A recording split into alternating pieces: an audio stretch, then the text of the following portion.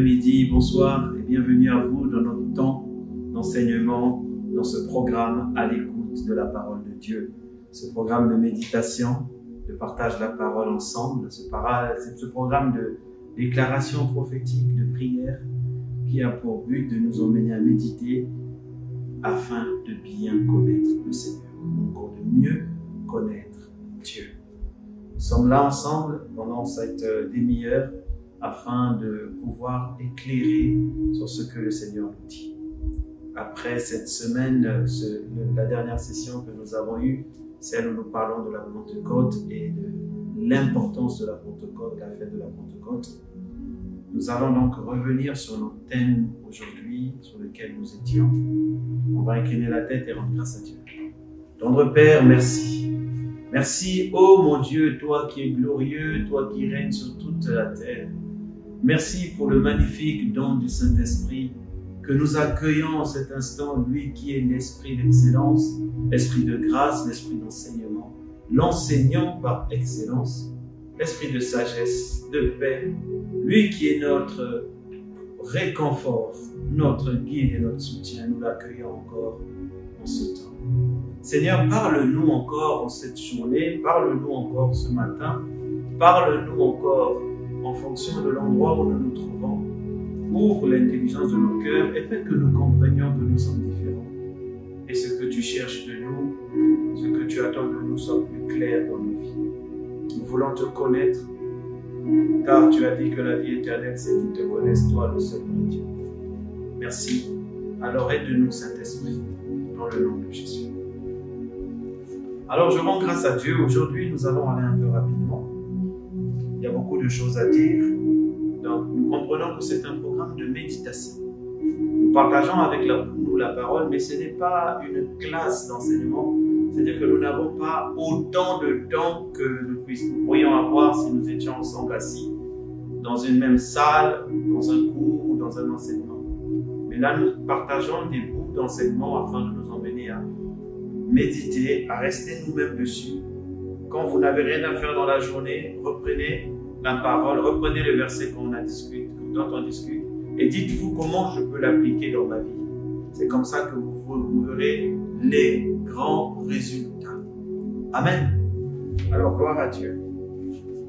Alors, nous avons dit que le Seigneur Jésus-Christ nous a donné une instruction considérable dans le livre de Matthieu. Matthieu, le chapitre 6, le verset 33, il a dit « Cherchez premièrement le royaume et la justice de Dieu, et toutes ces choses vous seront données par-dessus tout. » Cherchez premièrement le royaume et la justice de Dieu. Ce verset est parmi les deux derniers de ce qu'on appelle le sermon sur la montagne. Donc, il était en train de clôturer le sermon sur la montagne. Donc, afin de comprendre ce qu'il parle quand il parle du royaume et quand il parle de la justice de Dieu, nous devons regarder ensemble qu'est-ce qu'il disait avec les disciples bien avant. Pour comprendre pourquoi il chute, pourquoi il atterrit en nous disant « Recherchez premièrement le royaume de Dieu. » Et le royaume et la justice. Il ne faut pas oublier la justice. Surtout pas. Alors nous avons commencé à étudier les béatitudes, qui veut dire les attitudes de ceux qui sont bienheureux dans ce royaume. Alors déjà, je veux revenir rapidement sur ce premier point.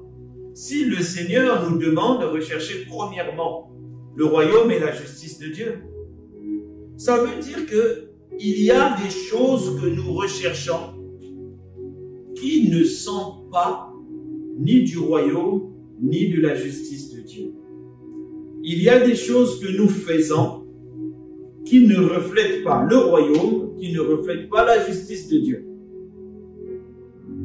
Donc, s'il dit premièrement, ça veut dire que notre recherche s'axe, se tourne souvent vers ce qui n'est pas du royaume et de la justice. N'oublions pas, les gens à qui le Seigneur est en train de s'adresser ne sont pas des païens. Pire encore, ce sont des juifs qui ont reçu la loi, qui ont reçu donc une forme de justice, une forme de loi, de pratique que l'on devrait faire pour être trouvé agréable devant Dieu. Et ils ont basé leur vie sur cette loi qu'on appelle la religion, et non pas sur le royaume de Dieu.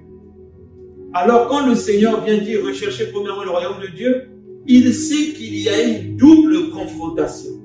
Déjà nous savons qu'il y a le royaume des ténèbres, il y a le royaume de Dieu. Mais au milieu de ça, au milieu des deux, se trouve la religion, la loi. Lorsqu'on combat le royaume du diable, on parle du royaume des ténèbres et directement on tourne vers le royaume de Dieu. Et là, il y a un leurre. Là, il y a une façon, on se trompe facilement. Parce qu'au milieu, il y a la religion. Il y a la religion et c'est important. Et la religion est rentrée même dans les églises. Quand je dis la religion, je ne parle pas de cet aspect dont il est décrit de spiritualité et de voir Dieu. Je parle de tous les rajouts d'hommes, de ce qu'on appelle la loi. Aujourd'hui, même dans certaines églises, malheureusement, la religion est rentrée. La religion, ce sont un ensemble de pratiques que les gens, en ayant mal compris la parole de Dieu, ont commencé à demander aux autres à mettre en pratique, en ayant mal compris ce que Dieu demandait. Alors, vous voyez, et donc, en tout ça, il y a le monde des ténèbres, il y a la religion, il y a le monde. Le monde, c'est le système que le diable a mis en place, dans lequel beaucoup de gens sont plongés. Et comme c'est un système, ça veut dire que très facilement, on peut se retrouver dedans, si on ne sait pas le reconnaître. Et donc, quand Jésus vient s'adresser à eux, sur le sermon sur la montagne, il vient mettre en confrontation toutes ces choses-là. Le monde, il vient mettre en confrontation le royaume des ténèbres, il vient mettre en confrontation le système de pensée des hommes, la religion, et il vient à côté de ça montrer qu'il existe un royaume. Lorsqu'on parle de royaume, on parle de culture, on va revenir dessus. Et il existe une justice, une façon de faire les choses pour être trouvé agréable devant Dieu, qu'on appelle le royaume de Dieu et la justice de Dieu. Alors, nous avons commencé à parler des béatitudes, qui sont les bonnes attitudes, dans lesquelles le Seigneur vient réconforter quelqu'un pour dire « n'abandonne pas. Toi qui te comportes comme ça, voici la récompense dans le royaume de Dieu. Voici la récompense. » Alors, nous allons poursuivre aujourd'hui sur cette partie. Mais avant, je vous ai dit que le Seigneur vient mettre en place une façon de penser, une culture qu'on appelle le royaume, en face des autres cultures, ténèbres, mondaines, païennes et de la religion aussi. Quand il s'adresse là, il parle à des religieux, il parle à des juifs dans ce chapitre. Il ne parle pas à des nés de nouveau, mais il est en train d'annoncer ce que serait le royaume et que le royaume est déjà là, il faut le saisir. Beaucoup de gens vivent des vies en se demandant mais pourquoi ça ne marche pas, pourquoi Dieu n'intervient pas, pourquoi? Parce que dans beaucoup, il y a des mélanges. Il y a des mélanges entre ta façon de faire, entre la religion, ce qu'on t'a appris, qui n'est pas forcément ce qui est de la Bible, mais on t'a fait croire que c'est de la Bible. Et tu as cru sans pousser ta recherche toi-même, comme les étudiants ou les étudiants de Béret qui allaient sonder les Écritures. Alors, il y a aussi le royaume des ténèbres et il y a le monde. Et la Bible dit, en parlant du monde, dans 1 Jean, chapitre 2, verset 16, « Car tout ce qui est dans le monde, il cite le monde, la convoitise de la chair, la convoitise des yeux, l'orgueil de la vie, ne vient point du Père, mais vient du monde. » Vous voyez, il est important de bien lire la Bible. Il ne dit pas « ne viennent point du Père ». Il dit tout ce qui est dans le monde. Il cite ces 3 choses. Il dit « ne vient ». C'est-à-dire qu'il parle du monde. Mais le monde est décortiqué par ces 3 choses. La convoitise de la chair, la convoitise des cieux et l'orgueil de la vie. Alors nous allons mieux le comprendre lorsque nous allons lire maintenant la suite. Alors, à partir de cet enseignement, le Seigneur, en venant présenter le royaume, il montre les limites de tous les autres enseignements qu'il y a eu. Les Juifs se croyaient au-dessus des autres parce qu'ils avaient reçu la loi. Et donc, ils n'étaient pas païens. Ils étaient encore moins dans le monde de ténèbres pour eux. Ils connaissaient Dieu par la loi. Et Jésus vient montrer la limite de la loi. Que la loi, là, c'était juste une ombre. Ce n'est même pas la réalité. Et que la loi a été donnée, non pas pour que vous soyez capable de l'accomplir, mais elle a été donnée pour vous montrer que vous serez incapable de l'accomplir si ce n'est en passant et en s'appuyant sur la capacité de Jésus-Christ qui est le chemin, la vérité et la vie pour y arriver. Et on a changé ce genre de choses pour que les hommes pensent que c'est en respectant la loi à fond que je suis devenu accepté ou je suis agréable à Dieu. Non, non, non. Être accepté par Dieu ne vient que par un seul moyen, c'est par Jésus-Christ que nous sommes sauvés en lui donnant notre vie. Être agréable à Dieu ne vient que par un seul moyen, c'est de vivre par la foi. Car la Bible dit, ce qui est agréable à Dieu, c'est ce qui vit par la foi. Et c'est clair. Tu veux être agréable à Dieu, alors commence par être accepté par lui. En abandonnant ta vie à Jésus-Christ, vis par la foi. Vivre par la foi englobe vivre en fonction de ce qu'il te demande de faire. Pose-les et crois qu'il va le faire et tu le verras s'accomplir. Car la Bible dit, sans la foi, nul n'est agréable à Dieu. Dans Hébreux 11, 6, verset 6. Sans la foi, nul n'est agréable à Dieu. Donc, pour être agréable à Dieu, il te faut la foi. Voyez, or, le monde nous a dit, pour être agréable à Dieu, tu dois jeûner. Jeûner, c'est bien. Tu dois faire... Ça, c'est la religion. Vous voyez, la religion nous a mis des contraintes pour entrer et être agréable à Dieu. Non. Être agréable à Dieu, la Bible dit, nul n'est agréable à Dieu si ce n'est par la foi. Et nous sommes acceptés de Jésus, de Dieu, par le sang de l'agneau. Non pas par nos efforts, non pas par nos forces, mais nous allons revenir dessus lorsque nous allons rentrer dans la justice de Dieu. Alors le Seigneur vient montrer maintenant que vous qui êtes fiers de la loi, et là aujourd'hui aussi il y a beaucoup de gens qui sont là, bon, entre déjà ceux qui n'appliquent même pas la parole de Dieu, là il faut prier pour qu'ils donnent leur vie à Jésus, et ceux qui commencent à l'appliquer et qui ont une fierté parce que eux ils appliquent ces choses. Ils ne comprennent même pas que c'est bien de les appliquer, mais il faut savoir pourquoi tu les appliques. Ce n'est pas pour être agréable ou ce n'est pas pour être accepté de Dieu ou encore moins pour recevoir quelque chose de Dieu. On a beaucoup enseigné ces choses-là. Ah ouais, je vais faire ça, je vais faire 15 jours de jeûne et prière afin que je reçoive quelque chose de Dieu. Non, ça ne marche pas. Je vous expliquerai pourquoi dans les prochaines sessions. Alors nous allons décortiquer ensemble certains passages, mais il y en a beaucoup et il ne nous reste plus assez de temps. Donc je vais aller très vite. Jésus compare maintenant ce qu'était vraiment la loi. Si Dieu vous avait donné ça, vous n'arriverez pas.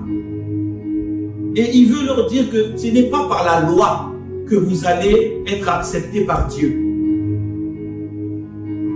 Matthieu 5, verset 20. Car je vous dis, si votre justice ne surpasse pas celle des scribes et des pharisiens, vous n'entrerez point dans le royaume des cieux. Soyez donc parfaits comme votre Père l'est. Il dit déjà, vous devez avoir une justice qui surpasse celle que les gens de la loi vous disent. Les scribes qui écrivent ça, les pharisiens qui s'en vantent d'être eux qui les pratiquent à fond. Et il commence à expliquer en quoi réellement lui qui est la parole que Dieu avait donné en gros, la loi là, c'était dilué. C'était dilué. Et même dans sa dilution, les gens n'ont pas pu la mettre en pratique. Parce que par la loi, Dieu envoyait un message pour dire, vous ne pourrez pas être sauvés par vous-même. Vous aurez besoin de Jésus. Vous aurez besoin de celui-là qui peut, qui a dit, je suis venu pour accomplir la loi. Non pas pour l'abolir, mais l'accomplir. Afin que par moi, par mon obéissance, les autres soient sauvés. Alors, il dit, regardez déjà comment il explique. Je vais vraiment aller vite. Au verset 21. Vous avez entendu parler qu'il a été dit aux anciens. Donc là, il revient sur la loi. Tu ne tueras point. Celui qui tuera mérite d'être puni par les juges. C'est ce qui avait été dit. Mais moi, je vous dis, il montre maintenant la véritable loi dans sa profondeur. Il dit, moi je vous dis, que quiconque se met en colère contre son frère mérite d'être puni par les juges. Vous allez à la mort, mais la vraie loi dans sa profondeur vous dit déjà que tu n'as même pas le droit de te mettre en colère. Donc arrête de te vanter que moi je ne l'ai jamais tué. Parce que te mettre déjà en colère, Jésus dit tu es puni. Que celui qui dit à son frère Raka, Raka qui veut dire mais c'est un insensé lui, mais il est dépourvu de sens. Raka, il dit mérite d'être puni par le Sanhédrin. Et que celui qui dira insensé mérite d'être puni et frappé par le feu de la géhenne, le feu de l'enfer. Donc si tu traites ton frère seulement d'insensé, pour toi tu crois que oui je suis là, je suis à l'église, je prie, je fais ci cela, moi si cela, je ne tue pas. Jésus dit que tu es là, c'est même petit, mais simplement le fait que tu te mettes en colère, tu mérites d'aller même en enfer si tu dis à ton frère insensé. Insensé, bien pourvu de sang. Mais autrement dit, chez nous, simplement, mais il est fou, quoi. Il est fou. Tu dis ça à ton frère, tu mérites d'aller en enfer. Tu mérites, voilà ce que ta récompense est. Il dit si donc, tu présentes ton offrande à l'autel, et que là, tu te souviens que ton frère a quelque chose contre toi. Waouh, ça c'est fort. Il dit, tu vois, au-delà de ça, si même, toi, tu vas faire une offrande devant l'autel. Pas que toi, tu as quelque chose contre ton frère. Non. On suppose que tu es clean, toi, tu n'as rien. Mais que tu te souviennes que lui, il est fâché avec toi. Que tu as qu'il a quelque chose contre toi. Il dit, tu peux même pas aller faire l'offrande. Ça ne dépend même pas de toi, ça dépend de lui. Si moi, je suis fâché avec toi, et toi, tu vas faire ton offrande, tu sais que je suis fâché avec toi, arrête de faire l'offrande. Jésus dit, arrête, arrête. Il dit que c'est ça la religion. C'est ça la religion. Et il continue. Laisse ton offrande devant l'autel et va d'abord te réconcilier avec ton frère. Puis viens présenter ton offrande.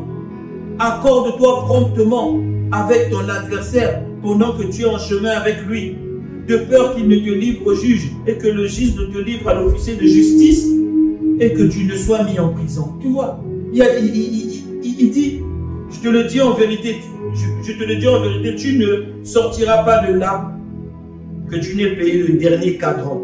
Soyez parfaits comme votre Père l'est. Il emmène la loi dans sa pureté. Toi, tu traites mal les autres. Tu fais mal aux autres. Mais tu es là en train d'aller faire des offrandes devant Dieu. Il te dit, en vérité, ce n'est même pas toi. Même si tu penses que tu as mal fait, le simple fait que quelqu'un te dise que tu lui as fait mal, il faut déjà que tu te demandes la repentance. Une fois, j'ai eu une discussion avec une personne que j'aime bien, et puis je disais à cette personne, je lui disais, quand quelqu'un te dit que tu lui as fait mal, ne dis pas que, oh ben moi je sais pas ce que j'ai fait là, moi je pense pas que ça t'a fait mal. Non, non, non, non. Si quelqu'un te dit que tu lui as fait mal, tu n'es pas dans son cœur. Donc la première chose à faire, demande déjà pardon. Ah, excuse-moi, je ne savais pas que ce que je faisais là pouvait te faire mal. Parce que là, le Seigneur dit, si quelqu'un a un problème avec toi, pas que toi tu aimerais lui, va d'abord faire ça. Arrête d'aller à l'église. Arrête d'aller déposer les offrandes. Arrête. Parce que si tu veux vraiment être par la loi, il te montre que c'est ça la véritable loi. Toi-même, toi et moi, on sait que tu n'arriveras pas parce que tu ne connais même pas le nombre de personnes qui sont fâchées avec toi. Même ceux que tu connais qui sont fâchés avec toi, tu ne vas pas leur demander pardon. Pourquoi? À cause des trois choses qui sont dans le monde.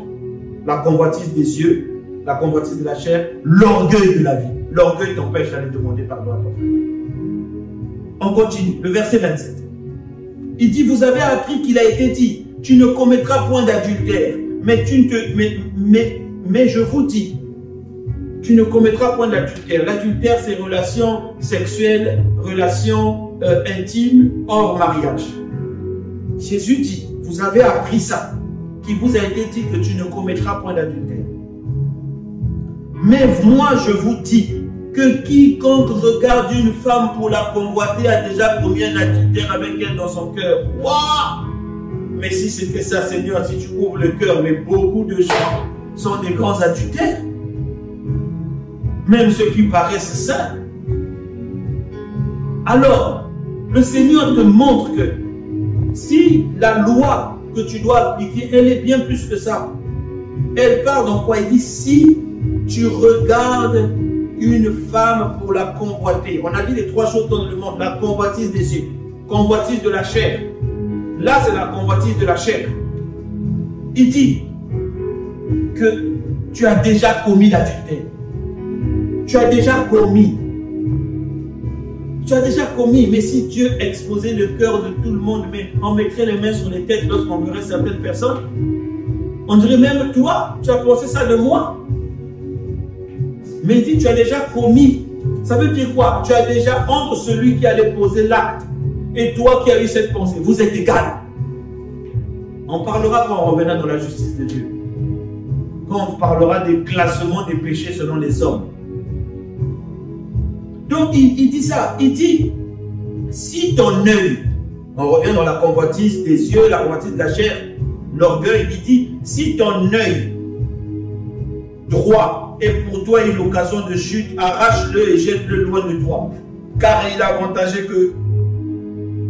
il a de toi qu'un seul de tes membres brisés périsse plutôt, et que ton corps entier ne soit pas jeté dans la géhenne. Si ta main droite est pour toi une occasion de chute, coupe-la et jette-la loin de toi.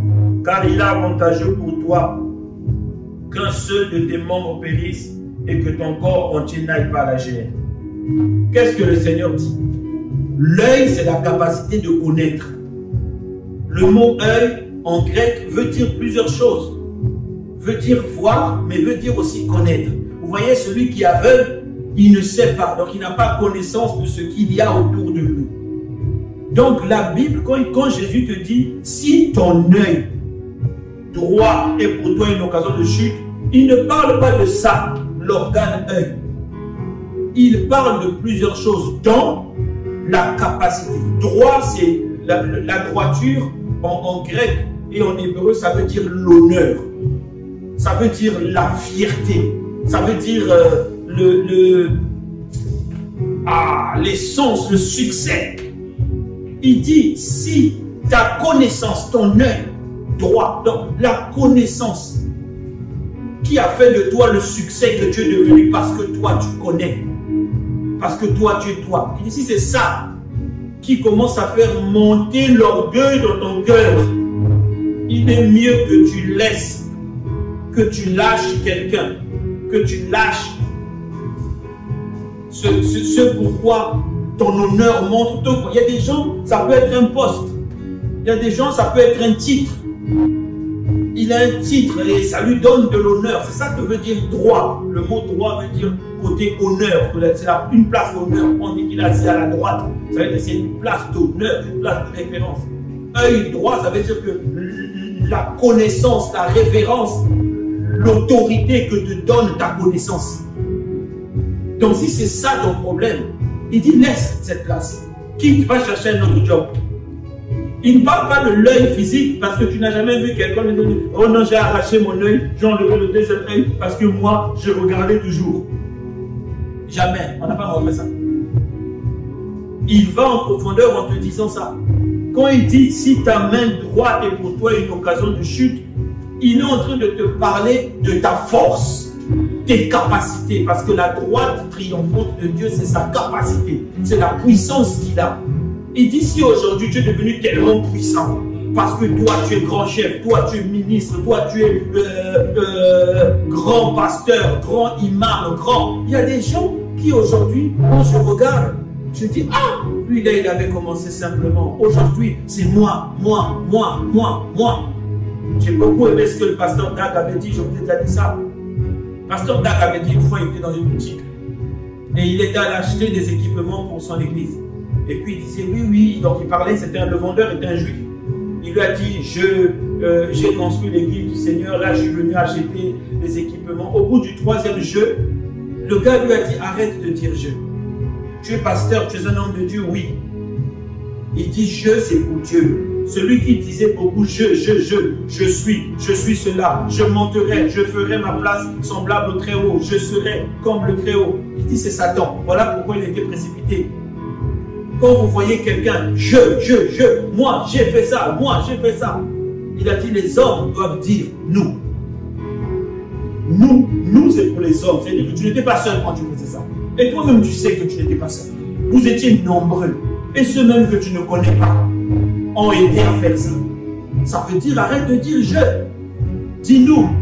Et encore, sois humble, dis Dieu a fait. En nous utilisant nous comme les simples serviteurs inutiles. Parce que chaque fois que je suis arrivé là, on m'a nommé, je suis ceci, j'ai tel poste, je suis directeur général de ce groupe pétrolier, je suis. Tu vas tomber. Quand tu utilises beaucoup les jeux là, avec l'orgueil de la vie, tu es en train de faire tu es en train d'annoncer ta chute. Alors, il dit, si c'est aujourd'hui la place d'autorité que tu as, laisse ça. Il continue plus loin. Il dit, il vous a été dit, celui qui répudie sa femme et qui donne une lettre de divorce, lui donne une lettre de divorce. Mais moi, je vous dis, celui qui répudie sa femme, sauf pour cause d'infidélité, l'expose à devenir adultère. Et celui qui épouse une femme répudiée commet l'adultère. Bon, ça on va rentrer, on sait que dans la parole de Dieu, le divorce est interdit. Mais quand vous allez plus loin, vous allez voir que la Bible dit, Jésus, quand il parlait avec Pierre, quand Pierre lui a dit, mais si telle est la condition de l'homme vis-à-vis de la femme dans le mariage, mieux vaut ne pas se marier. Jésus a dit, il est mieux. Très peu de gens connaissent cette vérité qu'il est mieux de ne pas se marier. Parce que Jésus leur disait, si Dieu vous a permis de répudier vos femmes, quel que soit le péché, c'est à cause de la méchanceté de vos cœurs. Parce qu'elle serait avec toi tous les jours, tu vas lui rappeler, oui, regarde ce que tu m'as fait, regarde ce que tu m'as fait, regarde ce que tu m'as fait. Et vice versa, hommes et femmes. Mais les femmes sont plus promptes à pardonner souvent. Mais les hommes, le pardon, aïe. Donc, il dit que c'est la méchanceté de vos cœurs. Sinon, au commencement, ce n'était pas ainsi. Au commencement, il fallait pardonner. Quand même Dieu te pardonne. Bon, j'avance. Verset 33. Vous avez encore appris qu'il a été dit aux anciens, tu ne te parjureras point, mais tu t'acquitteras envers le Seigneur de ce que tu as déclaré par serment. C'est-à-dire parjurer, jurer sur quelque chose et puis faire l'inverse. Il dit, mais moi je vous dis, la vérité de ce commandement-là, ce n'est pas ça. Il dit, vous ne jurez pas jurer, ni par le ciel. Parce que, en gros, quand je jure, c'est-à-dire que tu dis, je me porte garant en fonction d'eux. Il dit, vous ne pouvez jurer ni par le ciel, parce que ce n'est pas vous qui êtes là-bas, c'est Dieu, c'est le trône de Dieu, ni par la terre, parce que c'est son marchepied, ça appartient à Dieu, ni par Jérusalem, parce que c'est la ville du grand roi, ça ne nous appartient pas aussi. Ne jurez pas non plus par ta propre tête, car tu ne peux rendre blanc ou noir un seul de tes cheveux. Ça veut dire que tu n'es maître de rien. Tu ne dois jurer de rien. Tu ne dois pas, je jure, je m'engage. Je te dis non, ne fais pas ça. Ne fais pas ça. Parce que en vérité, dès que tu fais ça, tu vas te parjurer. Il emmène la loi dans sa pureté. Encore, il n'a même pas cité les pieds de tes grands-parents ou la tombe de ta mère, parce qu'il y a des moments où toi tu jures même sur la tombe des gens qui sont partis. C'est même pas ta tombe.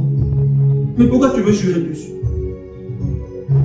Donc, il dit que ton oui soit oui, que ton non soit non, tout le reste donne du malin. Si on te croit, on ne te croit pas. Si on te croit, c'est bien. Si on ne te croit pas, laisse. Dis oui, dis non. Arrête-toi là.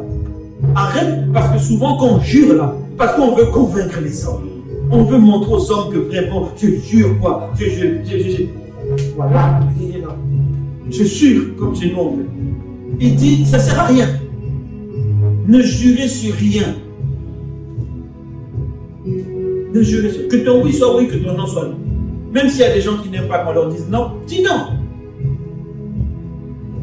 Je vais avancer, on arrive bientôt à la fin de l'heure. Il est déjà l'heure quasiment. Mais j'avais envie de finir cette partie-là pour commencer une autre partie la prochaine fois.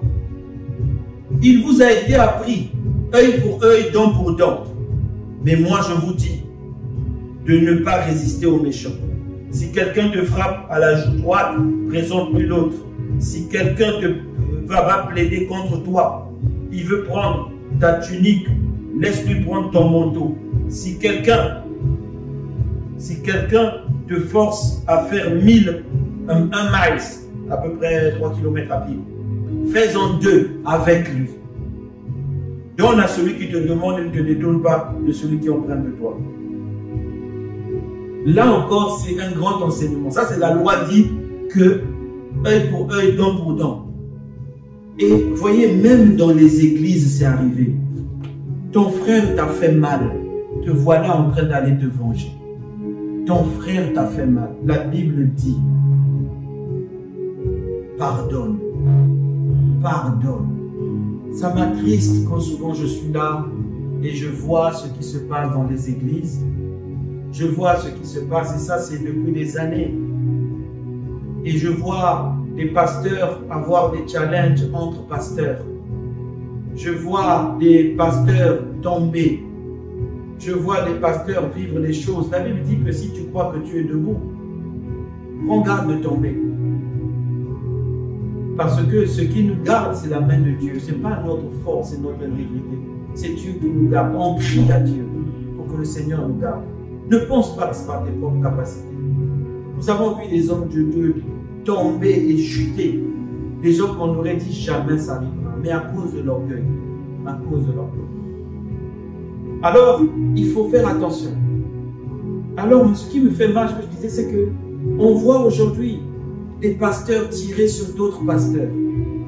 On voit aujourd'hui des frères tirer sur d'autres frères. On s'assoit, on dit, mais on voit aujourd'hui des commentaires dans la Bible, les commentaires en ligne, les commentaires sur Internet, des frères qui commentent parce que tel pasteur a eu ceci, tel pasteur a eu cela, et des pasteurs qui alimentent ce genre de choses. Je me dis, moi si je suis le Dieu, je suis mon père, j'ai des enfants, je vois mes 2 enfants se font la guerre comme ça sur Internet ou partout, mais moi je suis triste, je suis vraiment triste. Mais aujourd'hui, les pasteurs se livrent à des combats, à des ceci, à des cela. C'est tellement triste. Et les frères commentent. Ils sont là, ils sont en train de commenter. Ah oui, ah ceci, ah ceci. Mais Jésus vous voit. Et moi, mon cœur crie. Je dis, mais où est passé l'amour? Où est passé l'enracinement de l'amour? Où est passé le pardonnage et le pardon? Où est passé le pardon qui couvre une multitude de fautes? Où est passé le pardon qui vient relever? D'autres sont devenus juges des autres. D'autres sont devenus... Mais Dieu est là.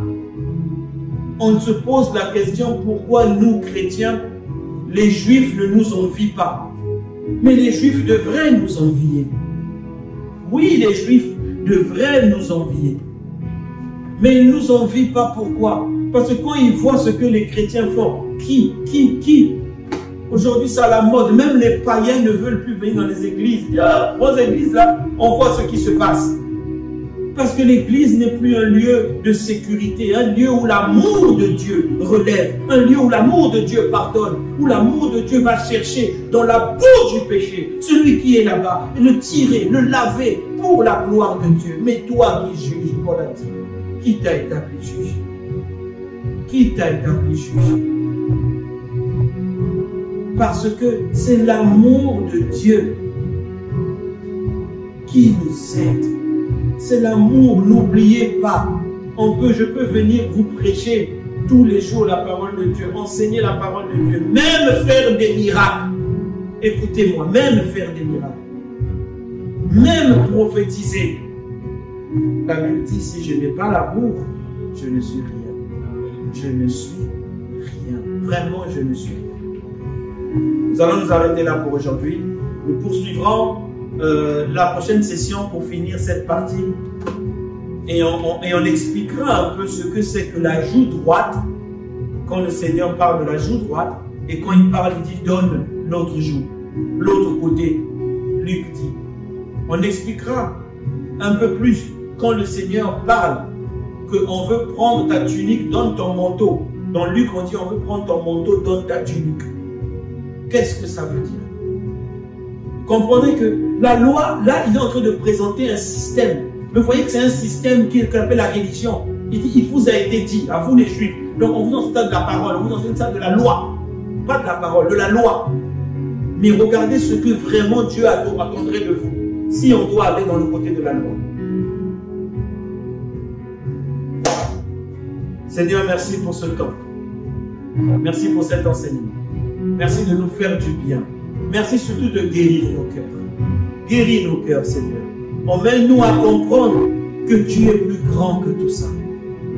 Que tu es plus grand que tout ça. Tu es plus grand que tout ça, Seigneur. Donne-nous de comprendre que le système de ce monde, le système des ténèbres et même la religion ne sont pas les choses que tu attends de nous. Ce que tu attends de nous, Seigneur Jésus, c'est ton royaume et ta justice.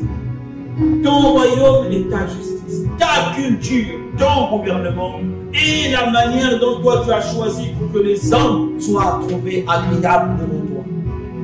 Et ce chemin, c'est le Christ. C'est Jésus qui est le seul. Seigneur Jésus, touche le cœur de quelqu'un. Dans le cœur de quelqu'un, le désir de te servir, le désir de te connaître. Parle à quelqu'un. Redresse-nous. Que nous ne puissions pas nous appuyer sur la loi, mais sur ce que toi tu attends de nous. Nous te bénissons, glorifions ton Saint-Nom dans le nom puissant de Jésus. Amen. Que Dieu vous bénisse, que Dieu soit avec vous là où vous êtes. Bénissons, je ne l'ai pas dit en anglais, bénissons vos églises. Nous bénissons le leadership de vos églises, nous bénissons les pasteurs et les pères dans vos églises. Je bénis Dieu moi-même pour les pères spirituels que j'ai. Je les aime beaucoup. Et le Seigneur est avec nous et il nous aide, nous tous. Soyez dans sa présence. Nous nous voyons à la prochaine session. Si vous n'avez pas donné votre vie à Jésus, ne partez pas tout de suite. Que Dieu vous bénisse.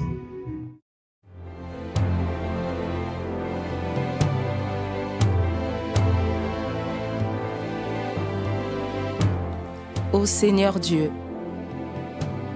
je crois en ton Fils Jésus-Christ. Je crois qu'il est mort pour moi et que Dieu l'a ressuscité d'entre les morts. Je confesse de ma bouche que Jésus-Christ est le Seigneur de ma vie. Dès maintenant et pour toujours.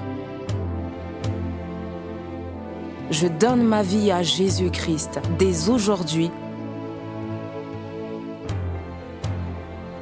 et j'ouvre mon cœur par la foi et reçois le salut.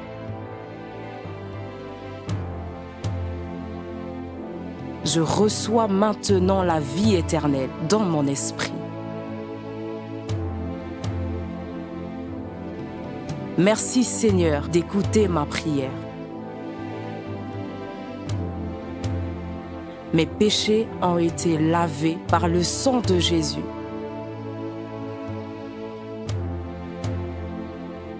Christ vit maintenant en moi.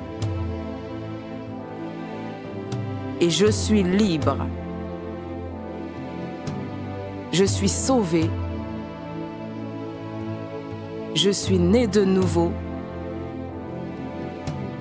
Et dès aujourd'hui, je marche en ayant conscience de ma nouvelle vie en Jésus-Christ. Amen.